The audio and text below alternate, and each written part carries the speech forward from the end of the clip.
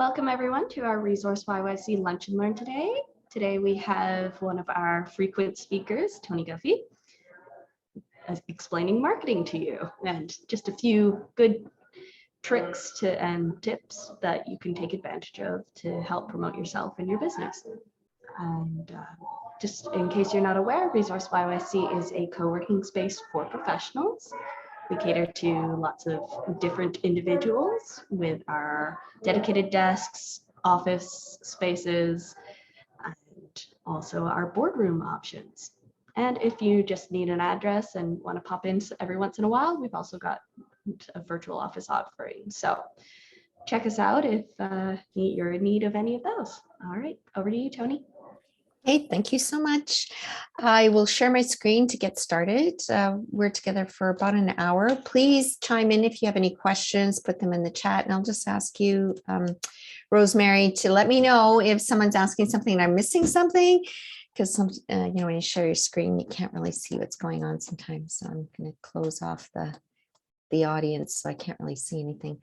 All right, so thank you for joining us today. The topic that I want to talk about that I've gotten some interest in is this more of a direct marketing approach and using first-party data in order to leverage our audiences. And I'm going to talk about a few different things here. Let me just pop on my screen. So third-party cookies are going away. They are a main part. They've been a key component of digital marketing because it is information that's been gathered so that we can understand what our users, our online audience is doing, what their preferences are. But that's changing now. And what I would like to talk about is more the first party cookie, or it's not cookies. I'm sorry. I accidentally say cookies when I talk about first party, but it's actually first party data. And I'm going to explain what all of this means.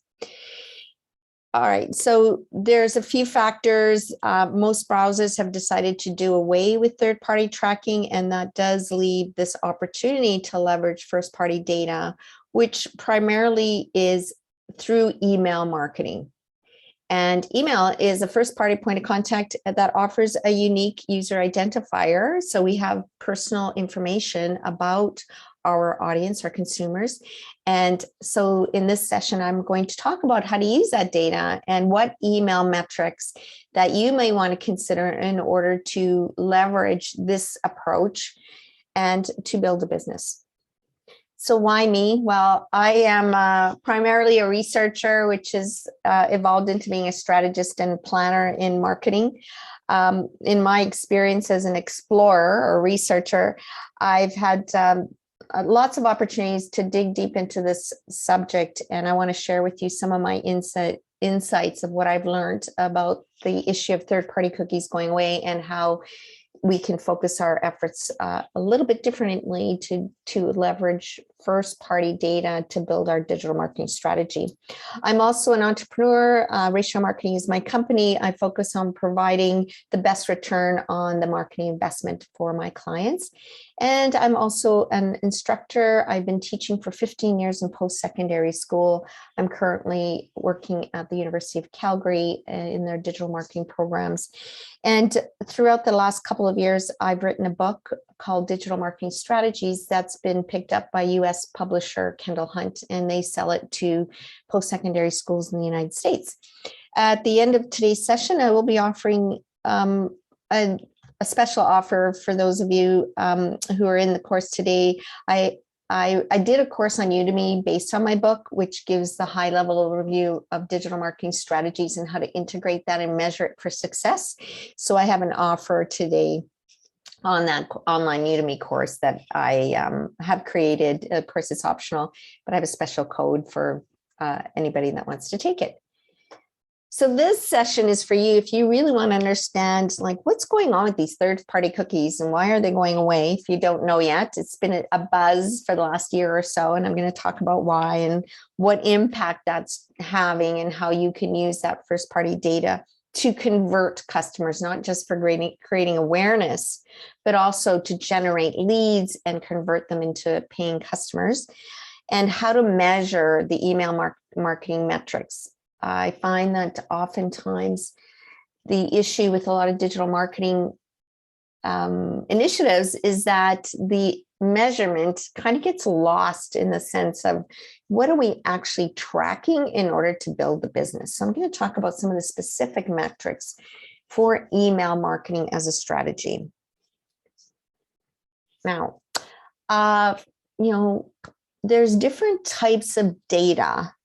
I'm going to start with this third-party data. So third-party data is tracked with these cookies. So cookies are a snippet of code that's placed on an IP address that follows users around the internet.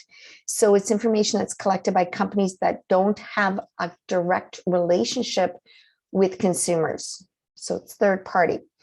I'm going to talk about second and first party, but third party data is specifically created and placed by other brands on websites other than their own. For example, like Forbes magazine, they have an e-zine and they send out an article, and say they're writing an article about the automotive industry, and in the middle of their article is an ad, a video ad for Ford. So Ford has in the past put cookies on anybody that clicks on that ad, and that third party, Ford, is following that user around the internet to see where they go, what they do, what they click on. And that information can be leveraged to retarget them with display ads. So third-party data has had really good benefits across many industries and fields that they've been used for gaining revenue-driven insights on consumers. So first-party data, which is first-hand collected, and I'm going to explain that in a sec, it's limited to interactions that you have with your customers firsthand, like a company with their own customers. When you use third-party data, you can learn more about consumers' habits, behaviors, and their demographics that can contribute to more informed ways of approaching them and giving them information that help them to learn more about your product or brand. So a couple other points about third-party data. You can use that information when captured from other sources to get new customers. So it provides a much more in-depth picture of customers' preferences rather than just information you gather on your own. And you can use that information to target things like lookalike audiences or segment their audiences based on specific information. And the other thing is you can create innovative location-based campaigns. So third-party data can include data based on websites consumers have visited, of course, and then you can gain more information about consumers' preferences and how to target them when you know that kind of information about them. So third-party data has been hugely valuable to marketers. It's just given us a more in-depth information about what you and I are doing, what consumers are doing online, not just interaction with a website, but more, you can get more information from other websites by tracking consumers. So that is going away, and I'm going to talk about why. But I do want to touch on first these different types of data. So secondhand data, secondary party data is data that you would get from a trusted partner. So in most cases, you might know that partner, and that means you'll get quality information and accuracy, and you're sharing information between the two of you, but you have a specific consent from the user for that purpose. So what's important here is that the partner that you would be working with to share data, they adhere to privacy regulations such as the GDPR and CASL. So GDPR is the European General Data Protection Regulations that are much more stricter than our Canadian regulations, which is CASL, the Canadian anti-spamming legislation. With CASL, there's a lot of gray area. If there's an intention to do business, therefore you can use it. The CASL says that you can use their information to give them commercial information or emails, whereas the GDPR is much more stricter. You have to indicate to a user every specific reason why you're using or how you're using their data. So if you intend to share that information with a second party, a partner party, you have to have them agree to share that info, their personal info, with that party. So Canadian companies are looking to GDPR, because if any company is doing international business, you must adhere to GDPR regulations, because you don't want to be flagged as someone who's spamming people. So you'll see already companies are requesting you to opt into cookies on their websites, for example, and you can select how much information you want to share when you accept cookies, or you can reject them all if you like, or you can set which ones you like.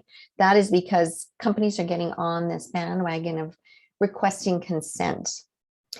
So back to second party data, it's almost identical pretty much to first party data, because it's collected in the same way, just by a partner. And there's a few benefits to that. It helps to scale a company by connecting with new audiences that match your own audience. And collecting that data is pretty straightforward. You get it from the partner. Once you have it, you need to manage it in the same way as you do first party data. That means you should have some sort of customer relationship management software or platform where you're collecting all of the information, so that you can segment your audience and leverage the data for more customization. So an example of second party data, I know WestJet used to carry Spalumbo products as food on their airlines. So if they wanted to, whoever signed up for WestJet, if you agreed to second party data sharing with Spalumbo, they could potentially share that information with Spalumbo, like who's traveled on which flights and specific information about you as a user. So that's how that kind of works. Now, first party data is data that you collect directly from interactions with your customers on your own channels. So that's your website or any kind of mobile application. The data comes from customers who purchase your products, from the support that you give them in questions that they ask, so that interaction, and even customer loyalty programs, as well as even maybe some marketing campaigns where they have to sign up for something or download something in exchange for their email address. So examples of first-party data collection can include their email, their phone number, but also other things like their purchase history and website activity, what they're doing on your own website, and of course, email engagement. It's not that hard to collect first-party data. Most customer-related systems, so CRM, customer relationship management systems, do host customer data when they purchase something. So even like a QuickBooks can be considered not a customer relationship management system per se, but it does have customer information that can be leveraged to target specific types of customers based on what they buy.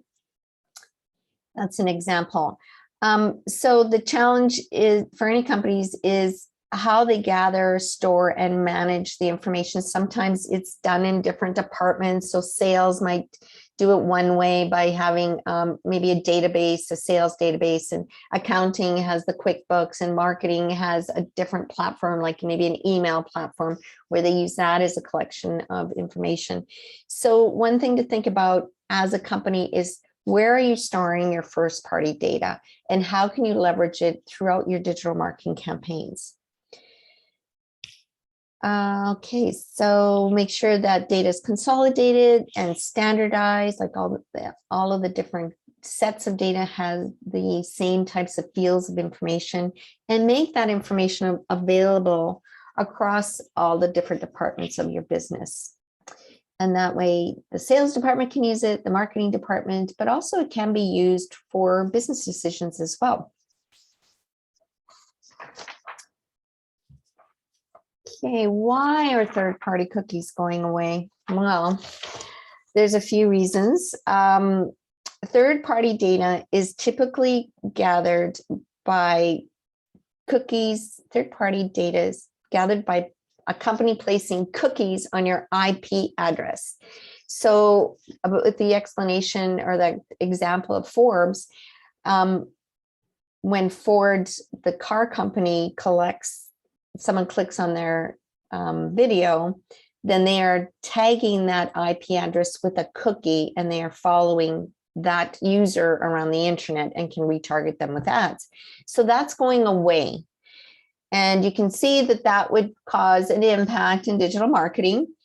The reason it's going away is that there's been lots of research that's been done, and a very high number of users, and think about yourself as well as I read this, 80%, 86% of people feel that they have growing concerns about their data privacy. And this about the same number expressed concerns about the amount of data that's being collected about them. You know, it's a social dilemma. If you haven't seen the movie, The Social Dilemma, you'll see that what people do in their interaction online is huge in terms of marketing and business intel. However, the dilemma is that, you know, they're using our information with or without our consent. And so in response to this type of sentiment, a couple of things have happened to impact third-party collection. First of all, Apple's iOS systems, the new iPhones that are coming out, they announced there's a new feature that blocks by default, without exception, all third-party cookies on its new iPhone. And it had already been doing that, been blocking third-party cookies on Safari since 2013. So then the GDPR came along in 2018. So the General Data Protection Regulations out of Europe. So this is one I already mentioned. As per the regulations, it specifically says a website cannot store third-party cookies without the consent of its users. If the user denies consent, then the site must block it. In fact, it cannot load the cookie script before receiving consent. So this is what's going on. And we look to Google, because Google, there's plenty of research on this, and there's a specific site that tracks almost in real time how many people, which browsers people are using around the world. And without exception, 80 to 90% roughly of everybody that searches online uses Google as a search engine. So Google had to get in on this. And it has created a shift in the digital landscape for marketers to really pay attention to. So Google has decided to phase out also its third-party cookie collection in the Chrome browser. So it's been trying a few different things to mitigate this. It's launched its new Google Analytics 4, which will be the standard starting mid-2023. So anybody that's tracking what's going on their website and Universal Analytics at this time needs to migrate over there and get their data moved over now, so that historical data is being continually to be tracked on Google Analytics 4. In Google Analytics 4, they are looking to aggregate data more by cohorts. So instead of tracking individual IP addresses, they're trying to track groups of people by different criteria. And one of the criteria, for example, is time of day or day of the week, you know, these groupings of people. It hasn't actually worked out that well. The acronym for this initiative was FLOC, F-L-O-C, which means, the acronym means like cohort analysis. It hasn't quite worked. So they're still fine-tuning that. And that's probably one of the reasons why they're fine-tuning things until next year, and they can really get the analytics to be more optimized so that the information is more relevant to help marketing and business people. So I have a quote here by Justin Shu, who's Google's director of Chrome engineering. Google's rationale for phasing out third-party cookies is that users are, quote, demanding more privacy, including transparency, choice, and control over how their data is used. He implied that Google was evolving to create the web ecosystem needed to meet these increasing demands. So they're working on it, basically. So the term cookieless describes a type of marketing where marketers rely less on third-party cookies. And this impacts websites using those third-party cookies to directly identify consumers and target them with relevant advertising and marketing. How is this affecting digital marketing in general? Well, you know, third-party cookies were a primary way to learn about a target audience and users' online behaviors. And without them, we can't as easily create personalized, targeted advertising and retargeting campaigns to reach them. That's the crux of it. I mean, Google's still collecting that first party data from your website, from people who are visiting your website. Yes, that information is there. But you could see without doing this additional layer of information that's being tracked, it does make things a little more challenging. However, this is really good news for email and implementing a direct marketing strategy by using first-party data. And when it comes to email, both the opt-in collection of email addresses and even phone numbers for text messaging, you can also capture subscribers' preferences for those who sign up for things and subscribe to something on your website, and even engagement on email and what they're doing, that those metrics can be tracked. And that's all first party data, very usable for personalization and customization when reaching an audience. And that's the way that digital marketing is going. It's becoming more personalized, more customized in order to capture people's attention. So this means you can use email as an individual first party point of contact in customers' records, because unlike social or browser tracking, the user's email is owned by a company. Plus, in most cases, users have provided their express consent for a business to use it to send them more information so you can remarket to them. Well, how do we use this first party data? CASL, the Canadian anti-spamming legislation, states that you should not be using information that's collected first party, firsthand from your consumers and users and potential customers. You should only be using it for the purposes in which it's intended. And if there's an intention of doing business, like if I go to a networking event and Rosemary and I exchange business cards, and we talk business, there's an intention there, then we might do business. I can put her on my email list and send her a commercial email. Now, there's lots of gray areas, as I mentioned in CASL. There's exemptions to political parties and nonprofit, and also to like for fundraising. So there's charities, there's a few different things that you can use it for commercial purposes. So first party data, I'm talking specifically for business use, not one-to-one friends, reaching out. It's when you're intending to provide someone with information so that they'll buy from you. So that email address is a primary unique identifier. The first thing to do that you'll want to do is increase collection of email addresses across all your target audiences, whether they're paying customers or prospects, as much as possible. So you need to build your database. Information that's gathered from your website that tracks visitor behavior, combined with email engagement and other preference data that comes from your consumers. If they're buyers, you can see what their buying preferences are. This really allows us to personalize and customize our campaigns, and it can enhance the visitor experience on our website and even on mobile, like how we interact and engage with our customers. So it's very important to collect first-party data, to make sure it's clean, to make sure that means it's not dated or stale, or we keep an eye on it. And again, with CASL, if there's an intention to do business, but nothing has occurred in 2 years, the law states that you must remove them from your database. So just some things to keep in mind. You'll want to aggregate your data into a customer relationship management program. You'll want to make sure that it's clean. You want to make sure that you adhere to regulations. All right, now that we've covered what you want to know, what you need to know about first-party data, let's get into how to implement a direct marketing strategy that actually works. So direct marketing refers to connecting directly with users, whether they're your existing customers or potential customers.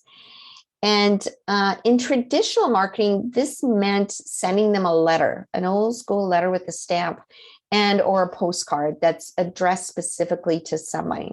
So has their name on it, and it goes out through Canada Post. In the digital world, when we talk about direct marketing, we're talking about directly connecting with users electronically.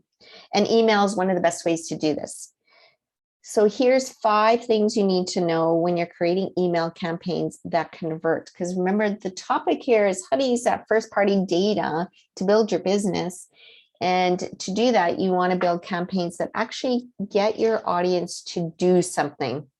Marketing is branding. It's great to get emails out there that inform people about what you do, but it's also lead generation so that people convert into customers. So the first things first, like in any marketing campaigns, any marketing initiatives and strategies, you want to know who your audience is or your target market is. So you'll want to do some research, perhaps create a customer persona of what that typical audience looks like, a snapshot of who they are, and get some information to find out about, what their interests are, and even demographic information, the geographic information, how they prefer to buy products and services. This way, what you can do once you really understand who your audience is, you can target them more effectively. It's called target marketing, not shotgun marketing. It's very specific and targeted. And you can then use your marketing budget more effectively to get a return on investment. And knowing your audience also helps to personalize content for them. I'm going to talk more about that in a second. So the other thing you can do once you know your audience and you've been maybe accessing emails about like contact information, or you're looking at their buying preferences, you can segment them by different characteristics. Say you have a CRM that you're tracking the purchasing behavior of your audience, but you can segment that market by the buyers that purchase a specific product, or they only purchase at a specific time of year. You can segment them and then email them a specific campaign. But every email campaign, whether you're using MailChimp or MailerLite, I prefer MailerLite, but a very common one is MailChimp. It's free. Both of them are free to 2,000 names. You can segment within the email platform because the email provides insights about who opens emails and what they're clicking on. And that gives you the opportunity to create other campaigns through email that are targeted to their specific email tendencies. And that, again, can help you to personalize things and customize them. What happens then when you segment a market and provide them with more customized or personalized information based on their buying tendencies, then there's a higher degree of relevance of the information that you're sending to them so that they value more what you have to offer and therefore become more loyal customers for the long term. Right, you can segment your audience. I've just got a point here by geographic location, by their pain points, like the reasons why they buy, and other buying behavior, like maybe they are very loyal to a specific type of product that you have to offer. You might cross-sell or upsell them other types of products. All right, so knowing your audience, critical to any digital marketing campaign, but specifically in email, we can leverage that information to guide them through the buyer's journey in order to convert. Have a call to action. Again, branding's awesome, but you do want them to do something. So that doesn't mean just one link in your email campaign. It could be something like, having a snippet of a blog and then saying, click here for more information that drives them to a website. Or you can have special offers and they download a code, or you can have events, online events, virtual events, or something that inspires them to sign up or download something or go to drive the traffic to the website. So those calls to action are things that we can track to see if anybody does something. And when we see that they do something, again, we can segment those markets by their behavior. Don't forget about the subject line. So think about subject lines that are creative. And if you can't come up with any ideas, my suggestion is just go to Google and do an online search, type in the words impactful email subject lines, and you'll get a few articles. I've done it myself a number of times for inspiration. Then you can get some really great ideas for subject lines that inspire users to open the email. In short, you'll want to use impactful words and something emotional. You can even customize now in the subject line and add people's first name in there as well. And that's been proven to actually inspire people to open the email. Because first of all, what you want to do is you want to have them open it and then do something once they open it. Once they do open it, you want to offer something of value that's relevant to the user. So I don't know about you, but I subscribe to newsletters like The Ordinary or StructTube, like things where I'm fascinated with what they have to offer. And I look forward to receiving their emails. And I don't always open their emails, but when I'm ready to shop or I'm considering something, I go to my emails and I look through them. Or sometimes if there is an inspiring subject line about a sale or something, I will open it right away. And even if I don't open them, it sits there again, is there for when I am ready to do something. And I think that is a tendency with other types of users. So one of the best emails that I get is from a real estate agent. I don't need to buy any real estate at this time, but I do get her email. And what I find that I love about it, she lives in my area. Her emails are 80% useful, relevant, valuable information that I like to read about new restaurants that have opened in the area. And did you know that this is happening this summer? And, just news and bits about community things that are happening. And then 20% is some data about the real estate industry and what's happening in terms of pricing and different types of real estate properties. And at the very end, she'll have something like, if you're interested in talking real estate, shoot me an email or call me. So it's not about selling what she has to offer. It's about providing me with relevant information. And I open her emails every single time. She doesn't send them out as often as some other emails that I get, like Sephora will send 2 or 3 emails a day. But we'll talk about how often to send emails. So just rule of thumb, 80% valuable, relevant content, 20% marketing or sales or promotion related. And always be testing.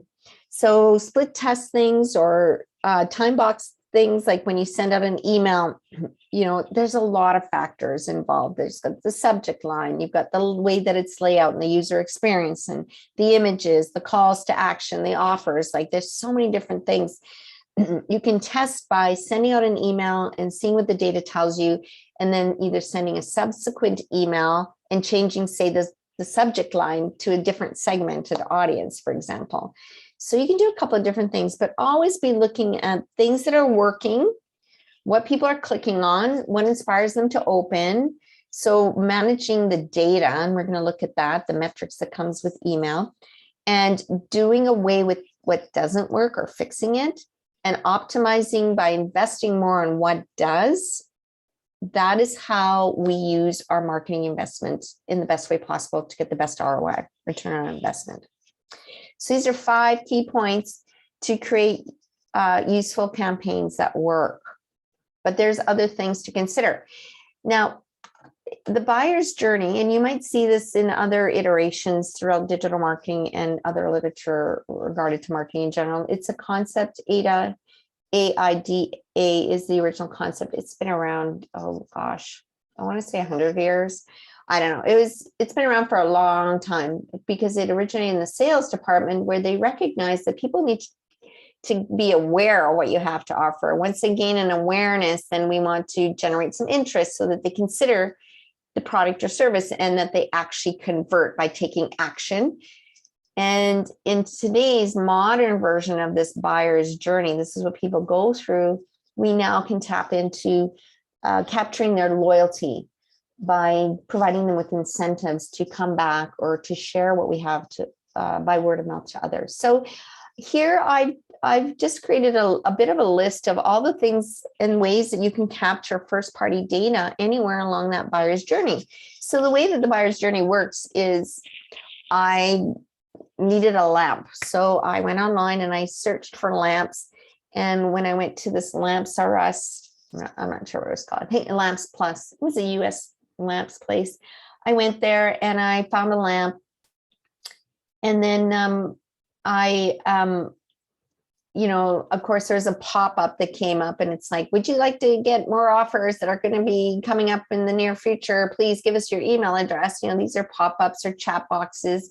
anything that generates leads in terms of forms, whether you're downloading something or signing up for something or subscribing, all these things are ways that we can capture information about our audience at that awareness stage. They just become aware of who we are. They've come to our website or they've seen us on social media. And we encourage them to provide their email or contact. You could also do text messaging, capturing their phone numbers at that stage, and then we can then send them more information to generate interest for them to take action. So once they do know about us, we can send them some information, encourage them to sign up for webinars or even on social if they don't know us, or they've heard about us and then, we're targeting them and we're suggesting they come to an event or a webinar, or there's some sort of shopping, discount, like with the lamp place. Once I went to their website and I did enter my name, I started getting retargeting ads and emails that incentivized me to return and actually purchase a lamp, which was quite interesting. But once I took action, I continued to get emails from them to suggest other products that I might prefer. And based on my purchasing behavior, email can be used to get repeat purchases. And then once we get past that and we've acquired loyal customers who have already converted, we can continue to gain information through surveys, quizzes, and contests that help us to continue to understand our loyal customers' preferences and tendencies. So this is just a list of some of the things that you can do to capture information, first-party data, and how to use it along the buyer's journey. It's an important concept in digital marketing today, even though the concept of AIDA has been around for decades. We do use it. I use it in all aspects of digital marketing because it just gives us an idea of where customers are and where we should be focusing our efforts all the way along that journey, because people have different needs, whether they know about us or they already know about us or they've already purchased from us. There's different things that we can provide to them and different things that we can learn about them. So when it comes to emails, we do want to analyze the metrics for success. So let's talk about some of the things you'll want to consider. So I've done this research because that's my core expertise, because I get asked this question all the time. What's the best day to send emails? Well, looking at this, the open rate. So now I might clarify something. So say an email comes into your inbox and you see it, but the images are blocked. You block the images and you click on nothing, but you can see it in the preview screen or whatever. That's not an open rate. It's only when it's clicked on and the email itself, the newsletter or whatever has been opened. That's the open rate. So open rates vary. Here you can see this is one resource, one study, but it's based on 100 million emails. I don't know where they get this information from, but there's the resource if you want to check it out yourself.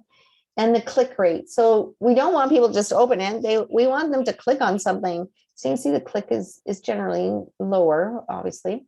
But the best day to send emails, it fluctuates. And I've done a lot of research. There's nothing across the board that's consistent. And I think the most important thing to think about is when is your market more likely to have time to open and read an email? The other thing is I did research relevant, what is it here? It was a recent study that, some global research. It was global, mind you. And it stated Tuesday at 3 p.m. is the best time. Tuesday at 3 p.m.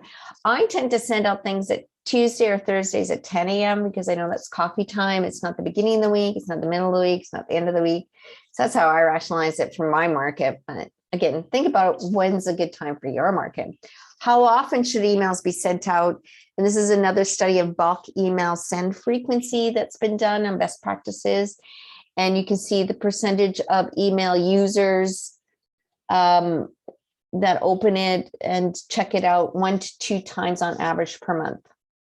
Now, it depends on your database. If you only have 60 people in your database, that's different than having 6,000 people in your database. So how often you send it out, again, it depends. It really depends. as in all marketing, depends on your target audience, and it depends on your historical data. Like, how often do people unsubscribe based on how often you send it out? That would be a good thing to measure. Now, something that's very important is that today, pretty much 80% of all emails are being opened on mobile devices. That's on this, here I've got a study, this blog, Email Open Rates, and they show clearly, like 2011, 73% was open on a desktop compared to today, which is flipped. About 81%, 80% is open on mobile. So you need to make sure that your readers are able to easily view it on mobile. And what happens more often than not, according to the studies, that 80% of emails immediately get deleted. Think about your own tendencies and what you do. So hopefully you're realizing the importance of tracking data and knowing what people are doing. Yes, and in this study, it also does reference the fact that 9 in 10 businesses today in 2022 are developing a strategy to optimize their email because of third-party data and the changes that are going on. But the research also shows that only 20% of email campaigns are actually optimized for mobile devices. So if you are doing email marketing, make sure you check out how it presents itself on a mobile device and different types of mobile devices. And through your Google Analytics, if you're having a click through to where, driving traffic to your website, you can see what types of devices people are using as well. Now, the reasons that people open an email, this is from that same article, is that it's personalized. Not only is it personalized to them, it's also personalized in terms of who it's coming from. It's not coming from, no reply at company XYZ. It can make a huge difference because the research is telling us that by using a specific personal name of who it's from, rather than a general email address or even the company name, it helps to increase our open rates by as much as 35%. So think about that. Of course, the subject line is important. If there's an offer, and even that introduction, like, people are not going to read all the way through. If they preview it and they read the intro and they're like, oh, that's interesting, then they might be clicking on it. So you want to grab their attention right at the beginning. Why do they unsubscribe? A key metric is the unsubscribe rate. And this study, which is comparable to the next slide I'm going to show you, is that 43% of subscribers from this particular blog article and research, and mind you, it's 2015, so I've got some recent research which is very reflective of the very same sentiment, is that subscribers like businesses to email them less frequently. So don't email them constantly unless you are a product provider that has brand new products like a Sephora or a StructU, where you have constant offers and new products coming in that shoppers are interested in. If you're working in B2B, like say a lawyer sending out to accountants or other types of companies in the business industry, you might want to consider sending it out less and having it more informational and relevant to what they need to know about not just your products, but about trends and in the industry in general. Also, 48% of subscribers would like the email content to be more informative. So not just blasting people, make sure that what you're sending, like almost half of them want more relevant content. So it's something to consider. And here's another study that reflects that same sentiment. Another 44% roughly will want less frequent emails, and 25% roughly more informative content. Same thing. Now this is a little bit more updated information from CoSchedule. They want more personalized offers, better visual design, not so much important. But rule of thumb here, I always say start off with sending out emails once a month or once a quarter even, depending on your email list and the type of content you want to share them that's newsworthy. And then increase it to maybe weekly if you segment it. So you see that people are opening things, or they're clicking on offers, or something's going on.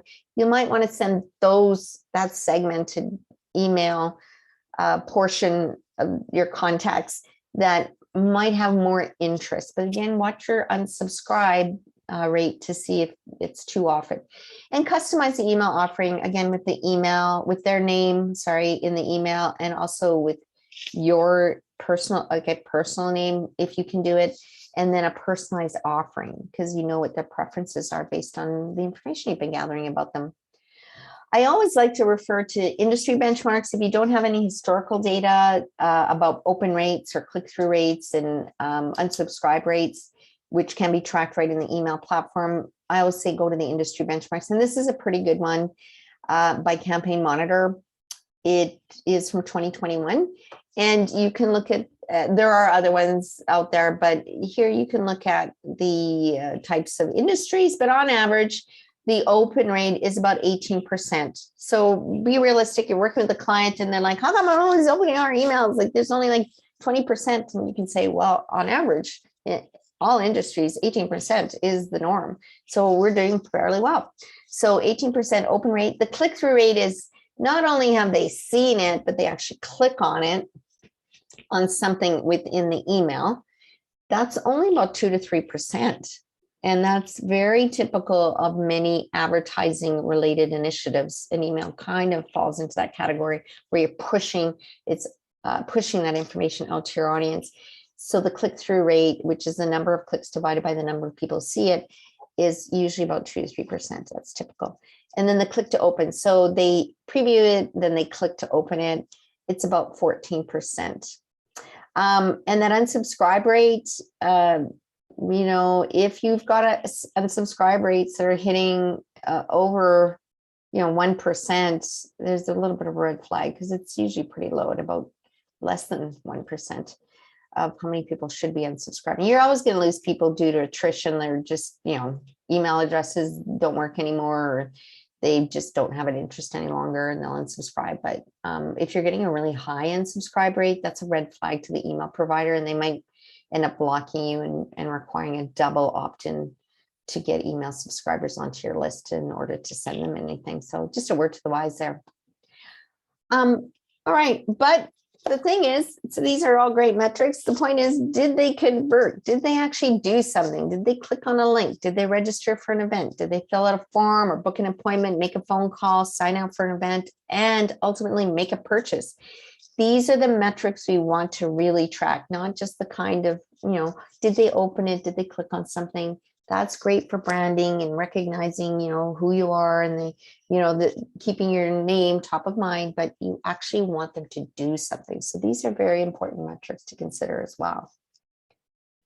So that's it. So finally, I do want to just present this offer here. To thank you for joining me today. So I hope you've gotten some pretty good information about how to improve your direct marketing. But if you're interested in digital marketing strategies as a whole, I am offering this special invitation. It's a 2-hour course that I have on Udemy, and Rosemary's agreed that it's okay to present this to you. So it's just applicable for the next month, and I'll put it in the chat, but I'll give you a quick look at it here. A quick look at the course and what it is, and just some of the things that are in the course, just really quick. Oops.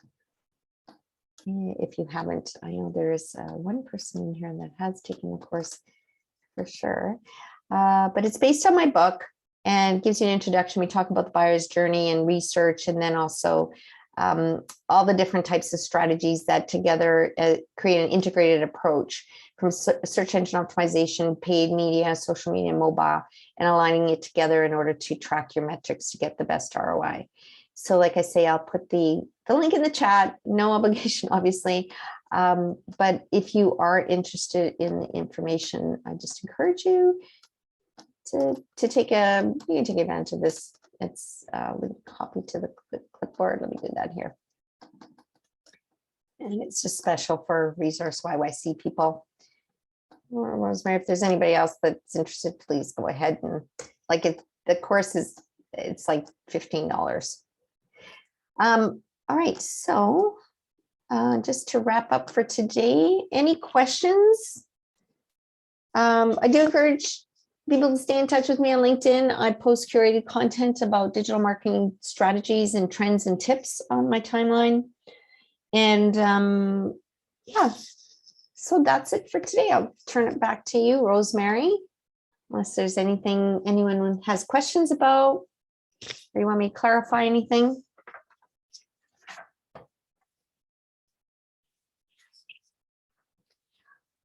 Do you use email marketing, Rosemary?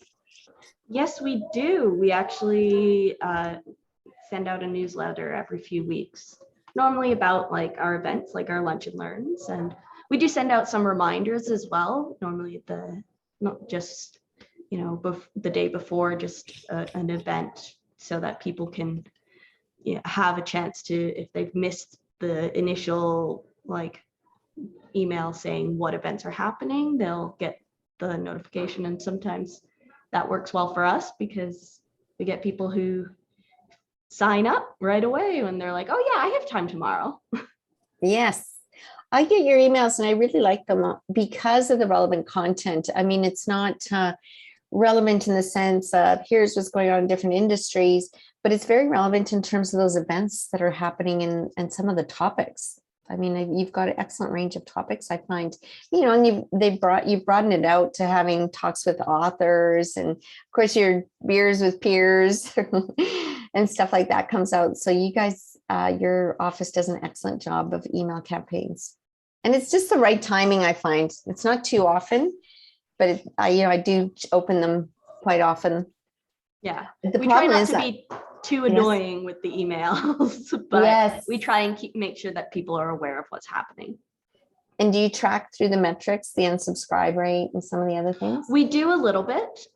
We might start tracking it a little more, but we do, obviously, through our platform that we use, it does help track for us. So, which is always nice.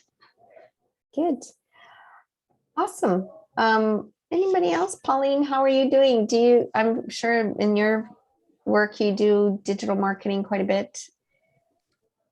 Yeah, we do. So thanks for the refreshers. Lots of good tips today. And I for sure do not consider myself to be an expert. So I might sign up for your course or share it with others too. So thank you for that.